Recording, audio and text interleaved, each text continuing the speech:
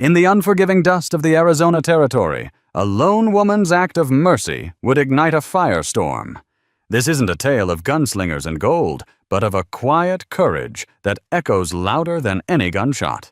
It's the story of Ira Lance, a widow guarding her husband's last dream, who chose compassion over caution when a wounded Apache warrior collapsed on her doorstep. With the relentless U.S. cavalry breathing down her neck, she gambled her life to save his. She thought her reward was silence and survival. She was wrong. A single moon later, the tribe he belonged to sent its answer not with arrows, but with a dowry that would shatter the foundations of power in the valley and forever change the destiny of a woman who dared to see a man instead of an enemy. The wind was a liar in the Arizona Territory of 1881. It could whisper promises of cool relief through the sun-bleached cottonwoods lining Blackwood Creek, then turn in an instant to a scouring fury that flayed the land and the soul. Ira Lance knew its deceitful nature well. For 2 years since her husband Thomas's death, the wind and the silence had been her most constant companions at the isolated trading post he had so proudly built. Blackwood Creek Trading Post wasn't much more than a sturdy log and adobe building, a bastion of civilization's meager offerings, flour salt, coffee bullets, and cheap whiskey set against the immense, brutal beauty of the high desert. It stood alone on a dusty track that branched off the main road to Fort Grant, a lonely sentinel watching the sawtooth peaks of the Pinaleño Mountains claw at an endlessly blue sky. This evening, the wind wasn't lying. It was screaming a warning. The sky, a placid turquoise only hours ago, had bruised to a violent purple gray. Dust devils danced like frantic ghosts across the parched earth, and the air grew thick and heavy, charged with the electric scent of imminent rain. Ira moved with an economy of motion born of habit, securing the heavy shutters over the windows, the thick wooden bar across the door. Each thud of wood against frame was a familiar comfort, a small victory against the encroaching chaos. She was a woman carved from the same resilient material as the land itself. Her face, framed by strands of sun-lightened brown hair that had escaped her bun, was tanned and carried the fine lines of someone who squinted into the sun more than she smiled. But her eyes, the color of moss after a rain, held a depth that belied her hardened exterior. They held the ghost of Thomas's laughter, the ache of his absence, and the unyielding grit of a survivor. As the first fat drops of rain began to hiss against the packed dirt outside, a sound cut through the rising gale. It wasn't the howl of the wind or the rumble of distant thunder. It was a low, guttural groan, almost lost in the storm's symphony. Ira froze her hand still on the wooden bar. Coyotes, perhaps. A wounded deer. Her hand instinctively went to the worn handle of the Colt Peacemaker holstered on her hip, a permanent fixture since Thomas had been laid to rest in the small rock-strewn plot behind the post. Another groan closer this time. It was human. Her heart hammered against her ribs. Travelers were rare, and none would be foolish enough to be out in a storm like this unless they were in desperate trouble. Or they were the trouble. She moved to a small peephole she'd drilled in one of the shutters, her movement silent. The world outside was a maelstrom of rain and swirling dust. For a moment, she saw nothing. Then a shape materialized from the gloom, staggering, lurching toward her front porch. A man. He was bent double, one hand pressed tightly to his side, his steps faltering. He wasn't a soldier from the fort, nor a prospector. His long dark hair was plastered to his face, and even through the deluge, she could see he wore only buckskin leggings and moccasins. Apache. A cold dread washed over Ira, colder than the rain. The papers from Tucson were filled with fresh reports of skirmishes of renegades from the San Carlos Reservation raiding settlements. The army under the command of men like General Crook was on high alert. Lieutenant Marcus Thorne, a man whose ambition was as sharp and unpleasant as his pointed chin, had made it explicitly clear during his last stop at her post harboring, or aiding an Apache, was tantamount to treason. "They are a menace, Mrs. Lance. He'd said, his pale eyes sweeping over her property with a proprietary air. "A danger to be contained. Any citizen found assisting them will face the full consequence of military law." The man reached her porch and collapsed, his body thudding against the rough-hewn planks. He lay still, the rain washing over him in sheets plastering his black hair to the wood. Era's mind was a battlefield. Every instinct for self-preservation screamed at her to leave him be. Let the storm take him. Let the morning patrol find him. Calling him was a mistake. Thorn would call him it, an object to be removed. To open the door was to invite ruin. Thorn was looking for any excuse to put pressure on her, convinced her isolated post was a potential leak in his tight net around the reservation. He coveted the creek that ran through her land, the only reliable water source for miles. But then she saw it, the dark stain spreading from his side, diluted by the rain, but undeniably blood. She remembered Thomas, his body broken after a mining accident, his pained gasps for breath in this very room. She had been helpless then. To see a man in need and do nothing, Thomas used to say, is to let a piece of your own soul die. Cursing under her breath at the man at the storm, at Thomas's lingering ghost, Era slid the heavy bar from the door. The wind tore it from her grasp, slamming it open against the inside wall. Rain and grit blasted into the room, extinguishing one of her lanterns. She didn't hesitate. Gritting her teeth, she half ran, half crouched into the tempest, grabbing the man under his arms. He was heavier than he looked, a dead weight of muscle and bone. His skin was feverishly hot. With a strength she didn't know she possessed, she dragged him backward over the threshold and into the relative quiet of the trading post. She slammed the door against the wind, the bar falling into place with a deafening thud that sounded like a final judgment. For a long moment, she stood, panting, her back against the door rain dripping from her hair onto the dusty floorboards. On the floor lay the source of her imminent destruction, an Apache warrior unconscious and bleeding on her floor. He was young, perhaps no older than 20. Despite the mud and blood, his face had the sharp, proud lines of his people.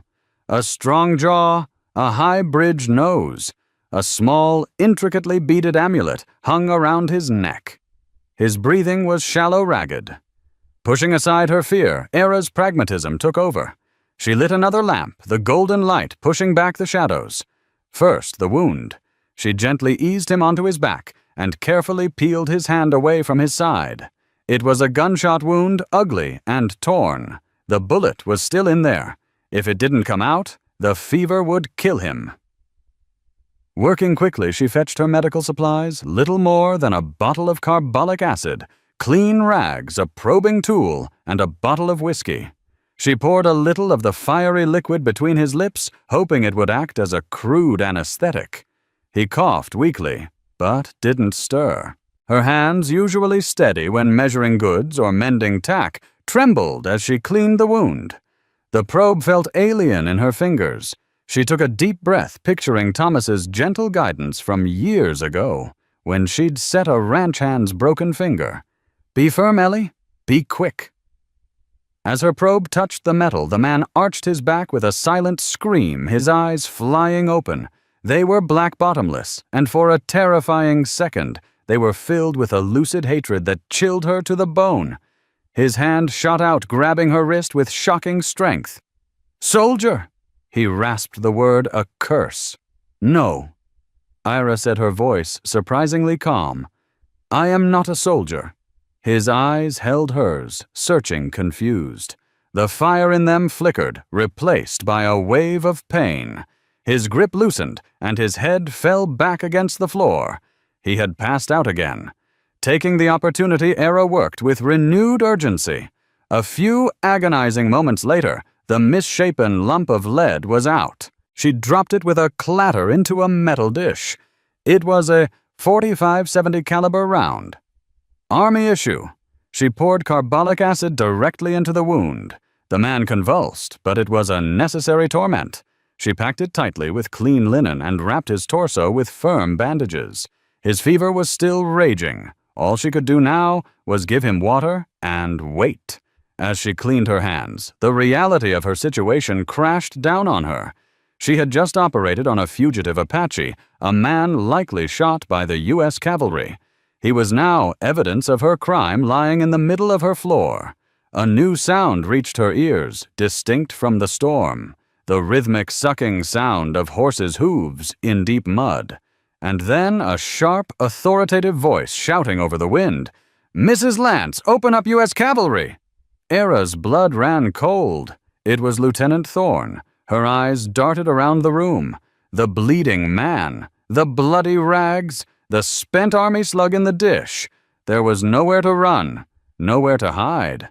Her compassionate impulse had just signed her death warrant. Think. She had to think. The cellar. It was a small, musty root cellar under a trapdoor behind the main counter, mostly used for storing potatoes and barrels of ale. It was her only chance. "One moment, Lieutenant!" she yelled back, her voice shaking.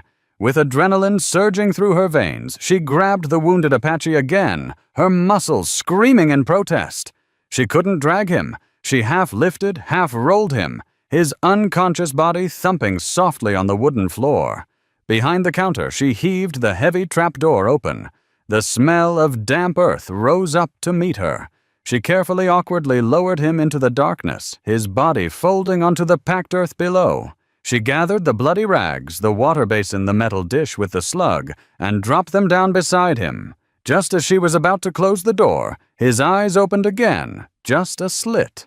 They were hazy with fever, but they were on her. He saw the terror in her face as she looked toward the front of the post.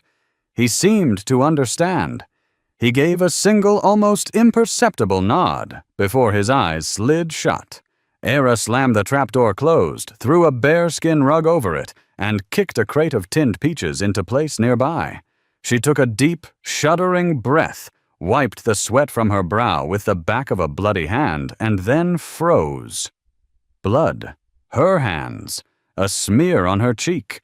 A dark patch on her dress where she had leaned against him. Frantically, she rushed to the water barrel, scrubbing her hands and face raw. There was nothing she could do about her dress. "Mrs. Lance, my patience is wearing thin." Thorne's voice was sharp, impatient. "Coming," she called out, grabbing a clean apron and tying it around her waist, hoping it would hide the stain. She walked to the front door, her legs feeling like lead, and slid the bar back. The door swung open to reveal Lieutenant Marcus Thorne, flanked by two soaked and miserable-looking troopers. Thorne himself seemed impervious to the storm, his uniform immaculate. Despite the rain, his posture rigid. His pale eyes, like chips of ice, immediately began to scan the interior of her post, missing nothing. "A terrible night, Lieutenant," Era said, trying to keep her voice steady. "Indeed," he replied, stepping inside without invitation, his troopers following. The smell of wet wool and simmering suspicion filled the room. "We're tracking a fugitive, an Apache renegade, wounded in a skirmish near the Gila River bend this afternoon. We tracked him this far before the storm washed out the trail." Thorne's gaze swept the room again, lingering on the recently extinguished lantern, the mop leaning against the wall that was still slightly damp. "You've been cleaning." Era's heart leaped into her throat. "The wind blew the door open, sir. Made a mess of things. I was just tidying up." He took another step into the room, his boots making loud accusatory sounds on the floorboards. He stopped tilting his head. "It's quiet in here," he said, his voice soft, dangerous. "Almost too quiet." He looked directly at her, a faint, cruel smile playing on his lips. "You're all alone out here, Mrs. Lance. You're sure you haven't had any visitors tonight?" Beneath his feet under a rug and a trapdoor, a wounded Apache lay in the suffocating darkness, his life and hers, hanging by the thinnest of threads. Era met Thorne's icy gaze, praying the lie she was about to tell wouldn't be her last. "No, Lieutenant," she said, her voice a stranger to her own ears. "No one at all. Just the storm."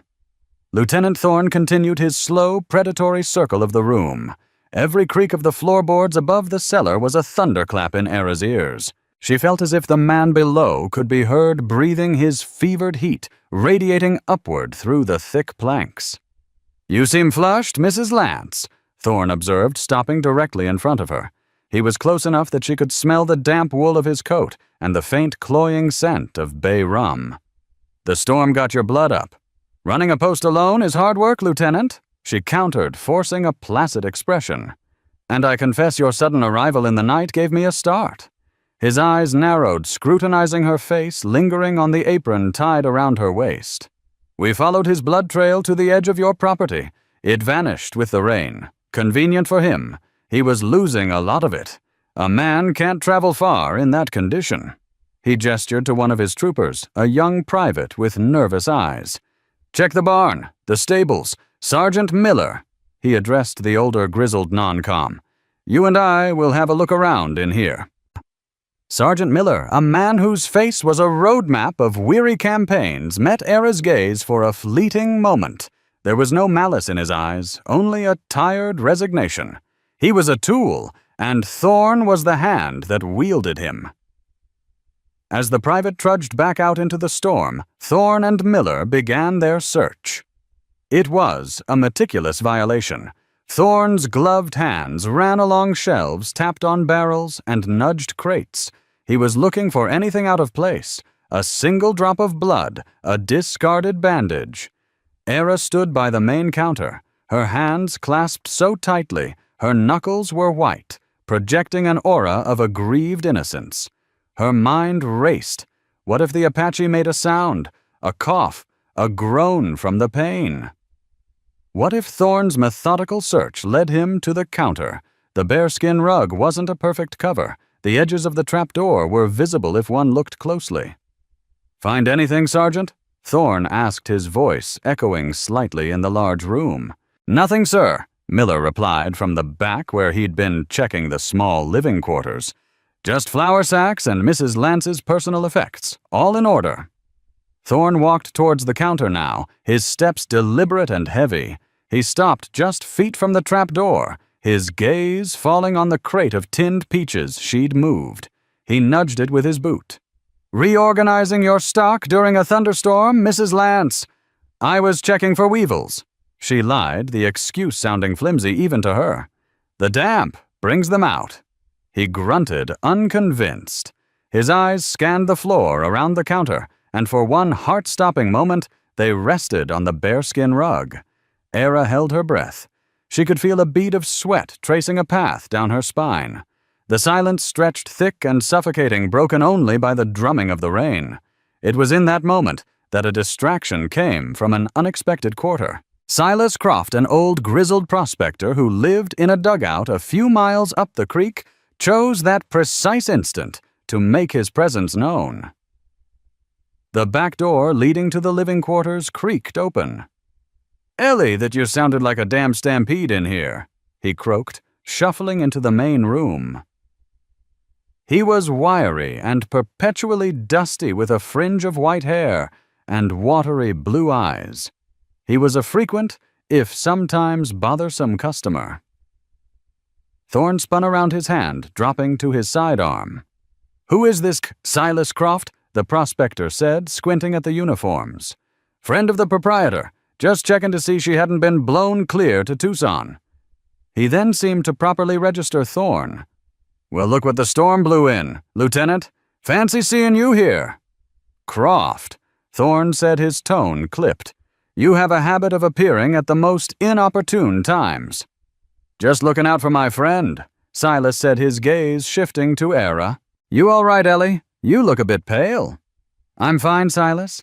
The lieutenant and his men were just searching for a fugitive." The private returned from the barn, dripping wet.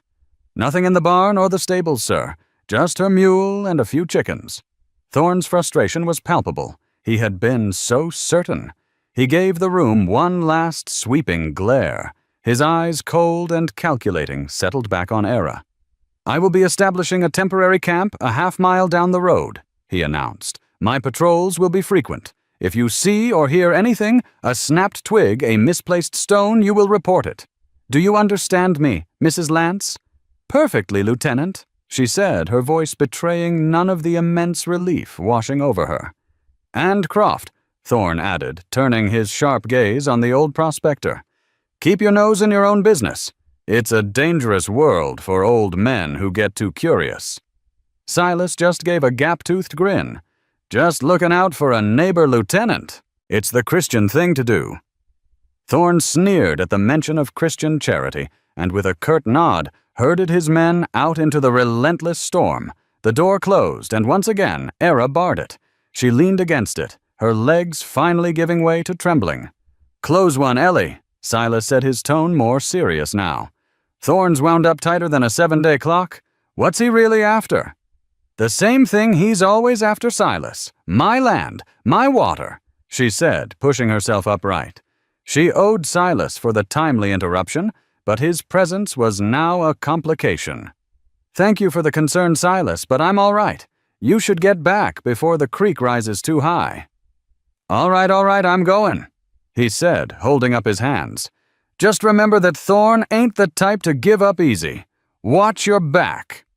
He shuffled out the back door, and Era secured it behind him. She was alone again, truly alone with her secret. She waited a full 10 minutes, her ear pressed to the door, listening to the fading sounds of the storm. When she was sure she moved, the crate threw back the rug and lifted the heavy trap door. The air that rose from the cellar was hot and smelled of fever. The Apache was conscious, his dark eyes watching her from the gloom. He had dragged himself into a sitting position, his back against a row of potato sacks. Era descended the steep ladder with a lantern and a canteen of water.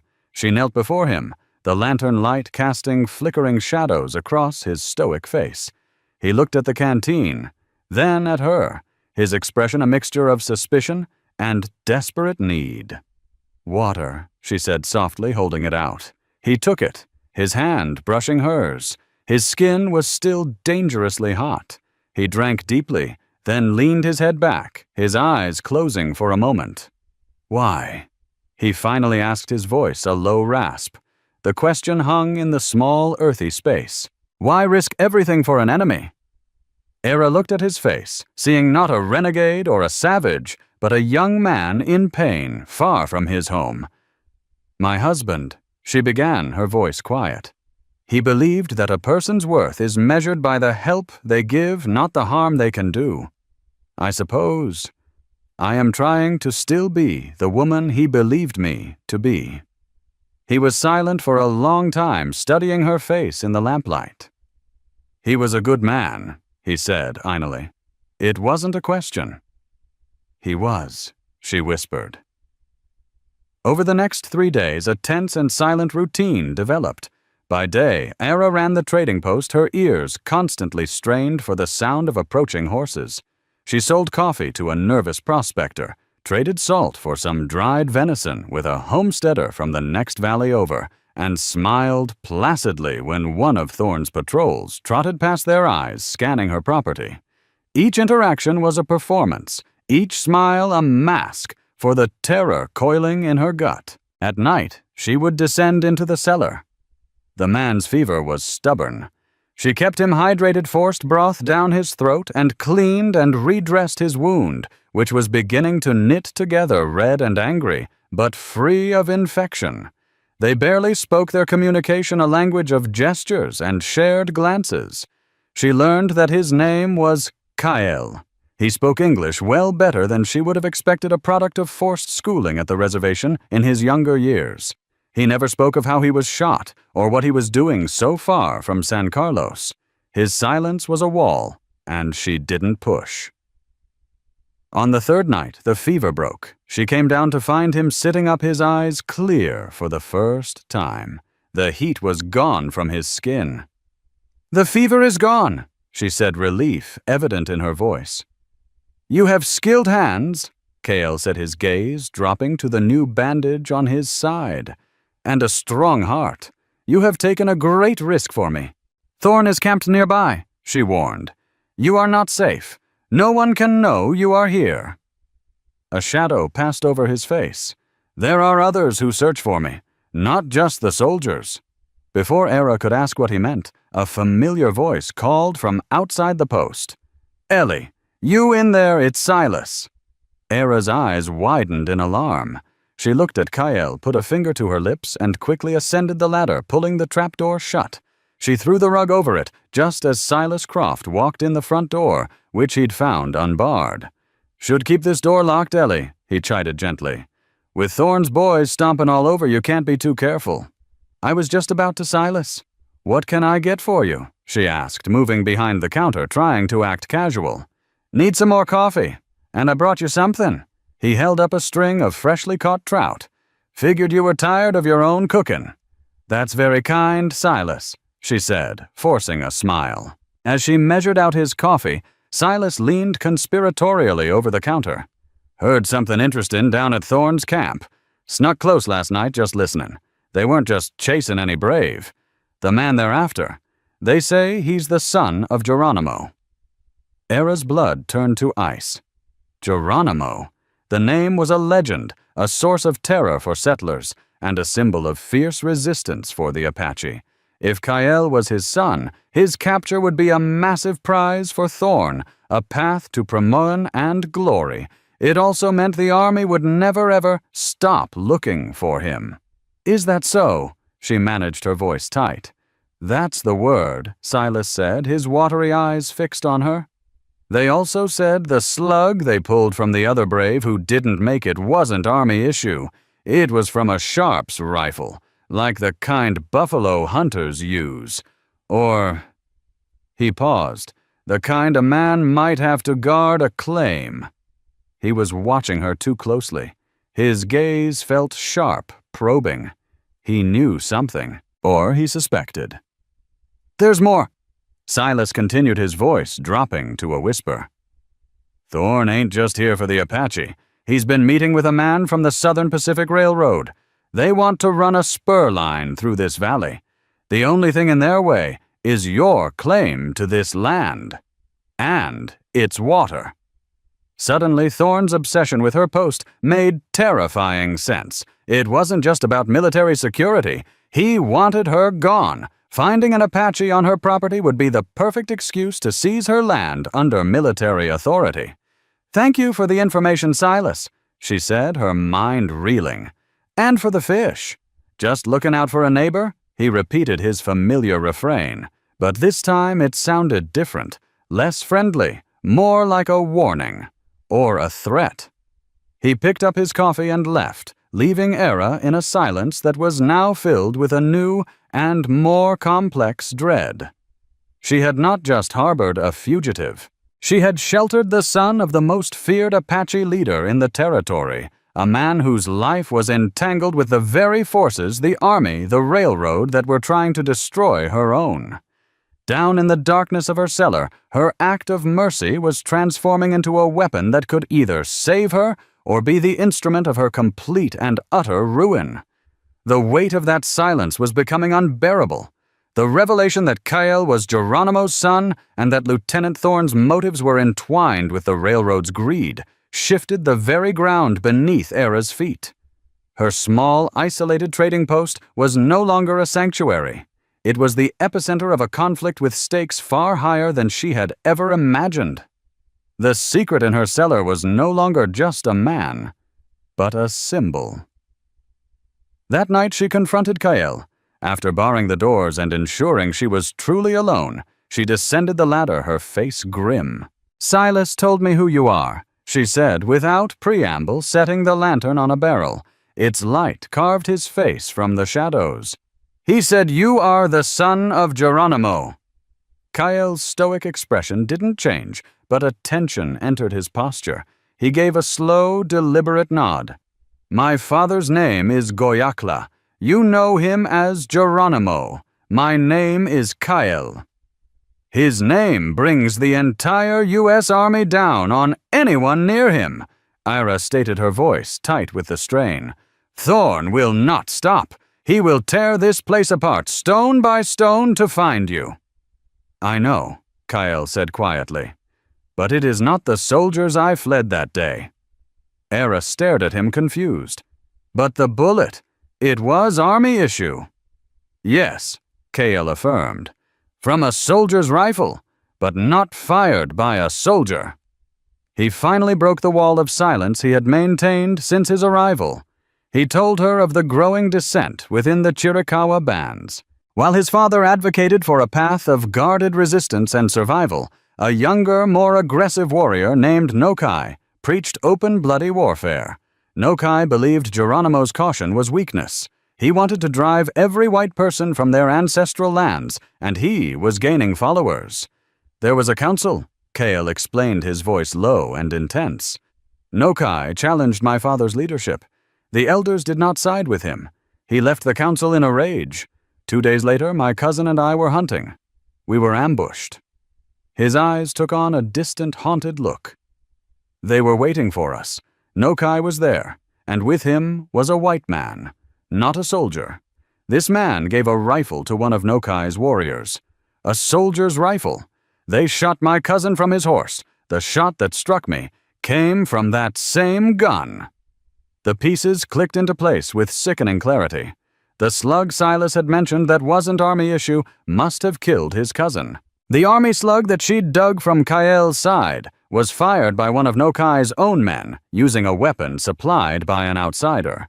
It was a setup, an internal betrayal designed to look like an attack by the cavalry fanning the flames of war that Nokai so desperately wanted. "So, Thorn's patrol," Era began. "They were not chasing me from the first," Kael clarified. "They stumbled upon our trail after the ambush. They found my cousin's body. They assumed it was a simple renegade skirmish. They do not know the truth." Era sank onto a nearby crate, her head in her hands. This was a snake pit of betrayals. Nokai betraying his own chief using a white man's weapon to incite a war that would benefit his rise to power, and Thorn using the resulting chaos as a smokescreen to advance his own and the railroad's ambitions. She was trapped in the middle. "You have to leave," she said, her voice filled with a new urgency. "Not just for my safety, but for yours. If Nokai knows you survived, he will not stop, and Thorn is a bloodhound. You need to get back to your father, to warn him."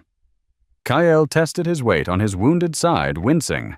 "I am stronger, but the land between here and the Sierra Madre is watched by the soldiers and by Nokai's scouts." "I know this land," Era said, a desperate plan forming in her mind. "The dry arroyos, the box canyons. Thomas and I, we explored every inch of it.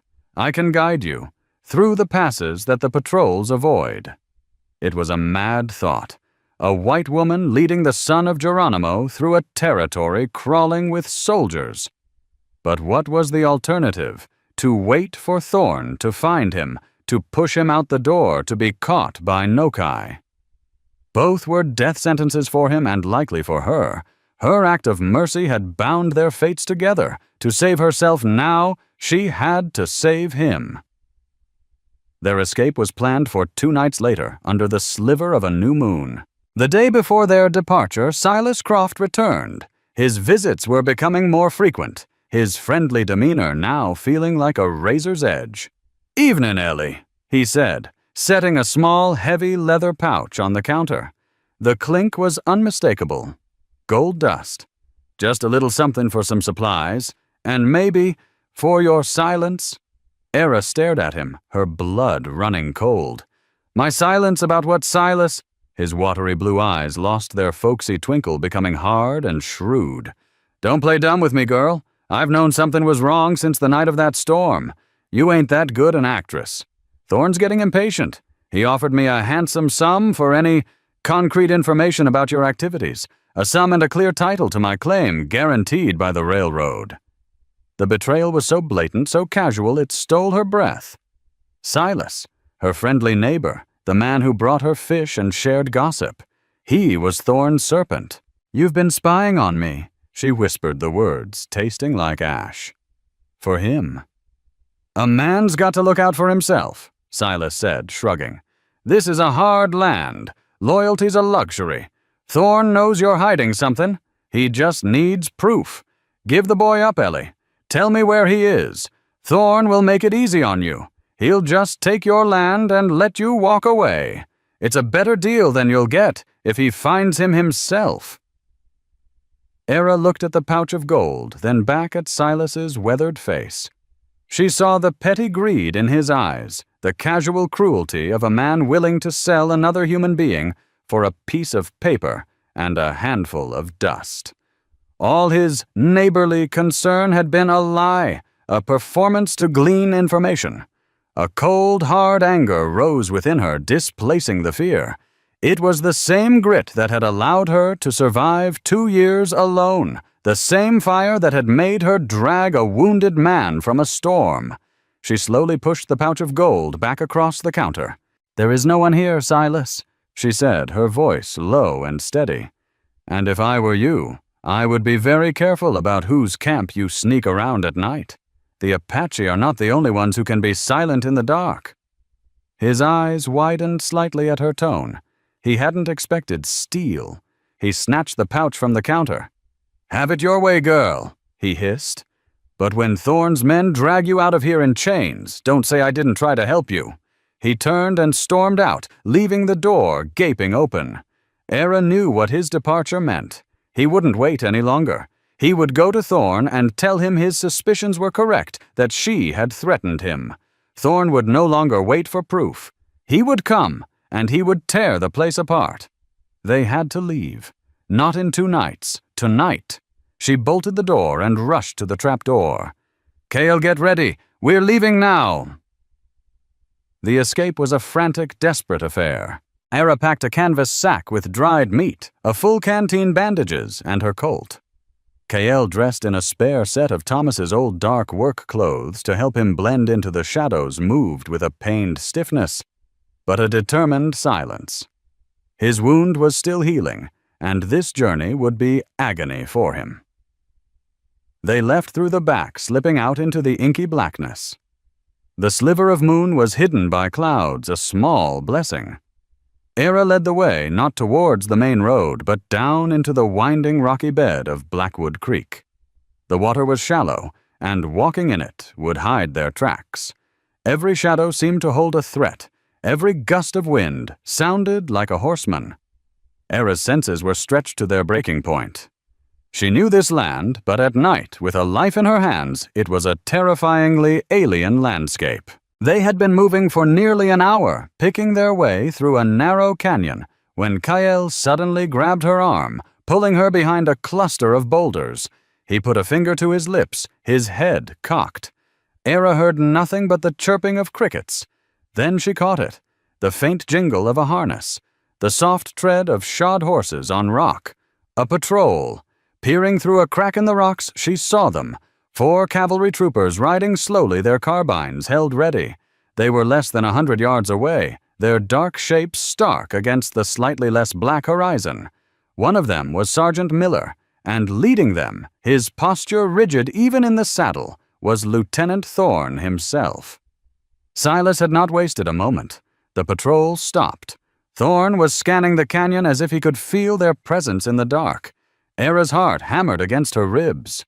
They were trapped. The canyon walls were too steep to climb here.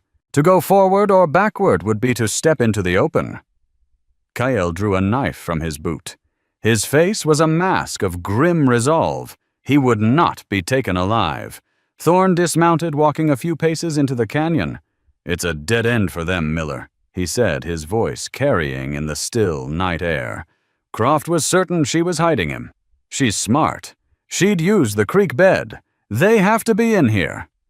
He raised his voice, letting it echo off the rock walls. "Mrs. Lance Era, I know you can hear me. It's over. Give me the Apache, and I will be lenient. I have 20 men sealing off this entire valley. There is no escape."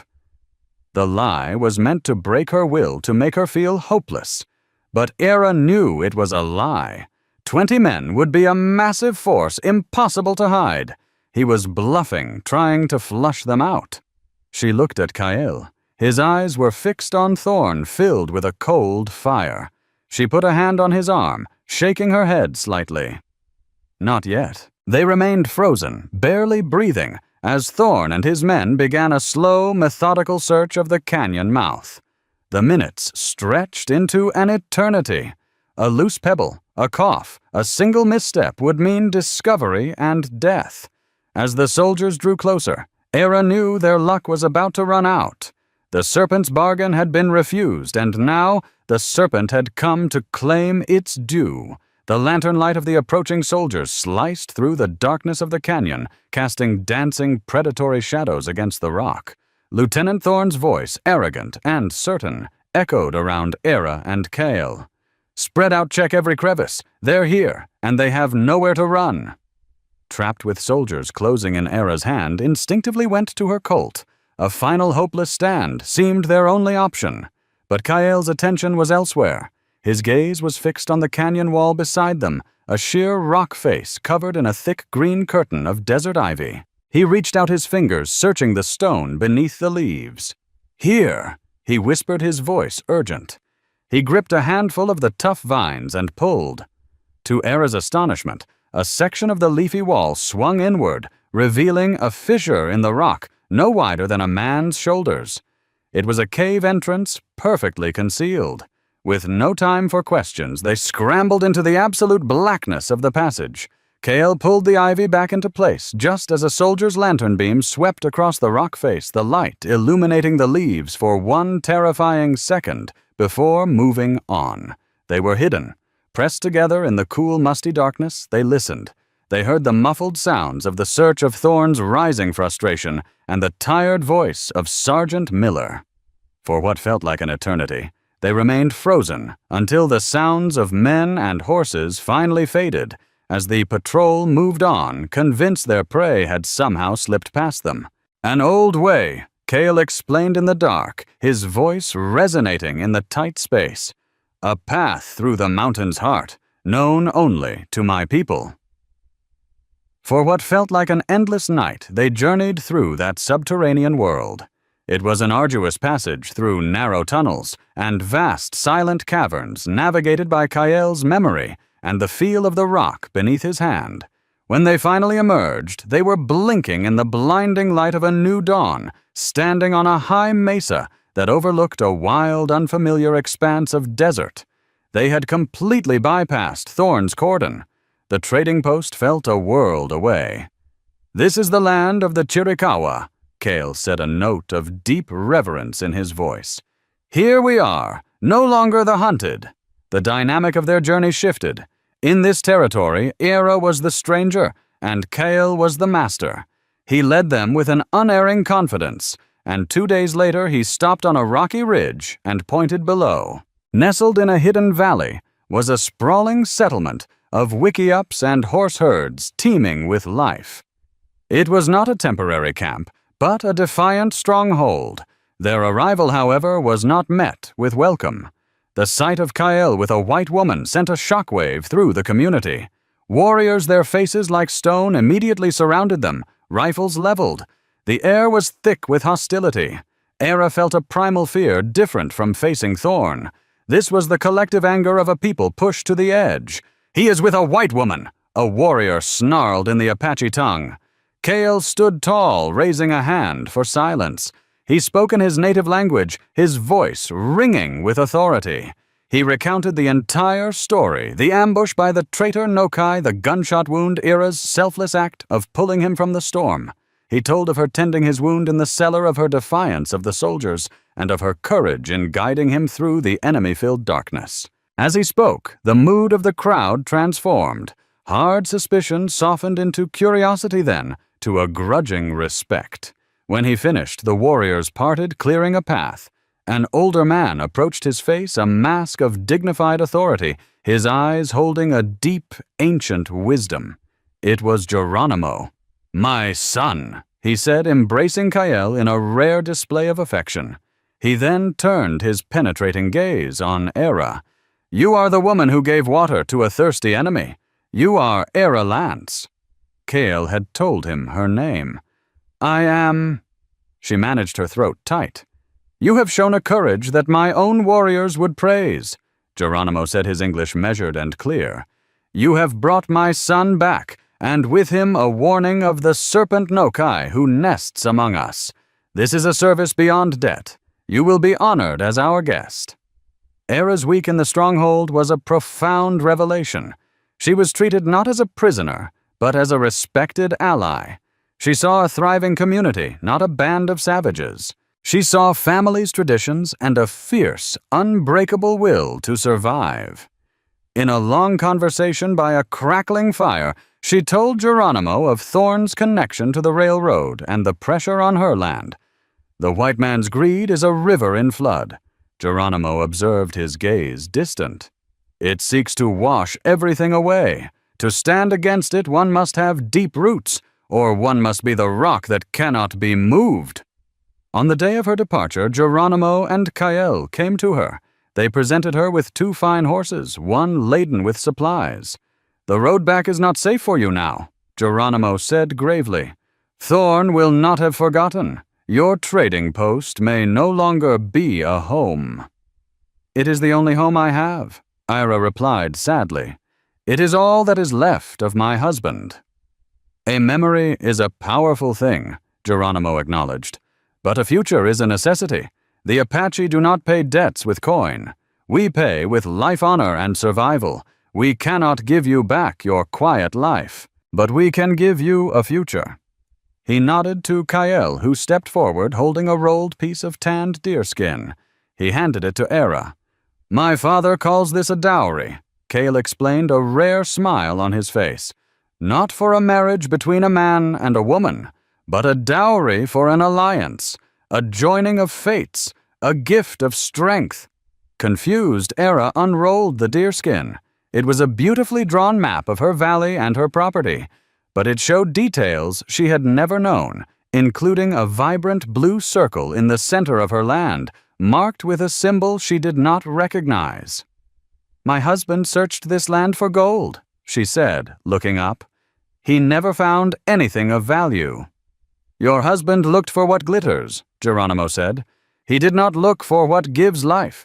That mark shows the location of the Whispering Spring. It is a source hidden deep in the rock that runs even in the driest seasons. It is the true treasure of the valley." The realization struck Era with the force of a physical blow. The railroad wanted her land for the creek, a water source that could be unreliable. A permanent hidden spring was priceless. It was the ultimate leverage. It was power. It made her land the most strategic property in the entire region. "This is a key?" she breathed. "It is a weapon," Kael corrected gently. "One you can wield without firing a shot. Go back to your home, Era Lance. It is yours now, truly. Let them come." Escorted by 2 of Geronimo's warriors, Era rode back not as a grieving widow, but as a woman transformed. She was an ally to the Chiricahua, a keeper of secrets, and the owner of a power she was just beginning to understand. She had been back at the trading post for only 2 days when they came. Lieutenant Thorn arrived with a full company of 20 cavalrymen. With him was a man in a fine suit, his face soft and predatory, Mr. Abernathy, a land agent for the Southern Pacific Railroad. Era met them on the porch, her fear replaced by a cold, resolute calm. "Mrs. Lance," Thorn began, savoring his moment, "we have a warrant for your arrest for conspiring with a hostile fugitive. By the authority of the U.S. Army, this land and all its assets are hereby seized." "A tragedy," Abernathy added with a thin smile, "but the railroad is prepared to offer you a nominal fee." "For your troubles?" "My land is not for sale," Era said, her voice ringing with newfound strength. "And your warrant is based on the word of a liar." Thorn laughed. "Your word against a U.S. Army officer. Stand aside." He motioned for 2 troopers to seize her. "I wouldn't," Era said, her voice dangerously quiet. Then they appeared. As if rising from the earth itself, Apache warriors emerged from the cottonwoods and the rocks their rifles held ready. They formed a silent, deadly semicircle around the stunned soldiers. At their head, mounted on a war pony, was Kael. He offered Era a slow, respectful nod. Thorn's face went white with shock. Abernathy looked as if he might faint. "What is the meaning of this?" Thorn stammered. "This is my land, Lieutenant," Era declared, pulling the deerskin map from her dress. And these are my business partners." She held the map up for Abernathy to see. "You want this valley for your railroad, Mr. Abernathy? You need water. My creek is valuable, but the Whispering Spring here on my property is priceless. Its existence is legally noted under a Chiricahua ancestral claim, the rights to which have been formally and legally signed over to me." The railroad agent understood immediately. A violent conflict would be a disaster, and a legal battle against a claim like this would be a nightmare. Era didn't just have land. She had the one resource he couldn't get by force, and it was backed by the only power in the valley that could truly enforce it. "Thorn!" Abernathy hissed. "You fool!" The lieutenant was beaten. He could not start a war over a legal matter that had just rendered his mission impossible. To retreat now was a deep humiliation, but to fight was career suicide and a potential massacre. His authority had vanished. "You have no jurisdiction here." Era pressed her voice like steel. "Your presence is a trespass. I suggest you leave before my partners decide your horses are thirsty." For a long, tense moment, the only sound was the wind. Thorn stared at the calm, unmovable woman before him, then at the unyielding face of Cale and his warriors. Defeated, he spat on the ground. "Mount up!" he barked at his men. In utter humiliation, the U.S. cavalry turned and rode away. Era stood on her porch, the deerskin map in her hand, and watched them disappear. Cale trotted his horse to her side. "The serpent has been driven from the garden," he said. "For now," Ira replied, gazing at her home. It was no longer just a place of memory, but a bastion of her future. She was no longer a victim of circumstance, but a force to be reckoned with, a woman whose dowry of courage and compassion had made her the unmovable rock in the middle of the flood. Era Lance's story reminds us that the true history of the West wasn't just written with bullets, but with quiet acts of incredible courage. She didn't just save a man, she built a bridge. Her dowry wasn't wealth, but a powerful alliance that proved compassion could be a greater weapon than any rifle. It's a testament to the fact that even in the harshest of landscapes, the strongest alliances can be forged not between armies, but between two people who choose to see the humanity in each other. If this story of bravery, betrayal, and unexpected bonds resonated with you, please take a moment to hit that like button to help us share it with more people. Consider subscribing to our channel and turning on notifications so you don't miss our next journey into the dramatic heart of history. And please share your thoughts in the comments below. What part of Era's story stood out to you the most? Thank you for listening.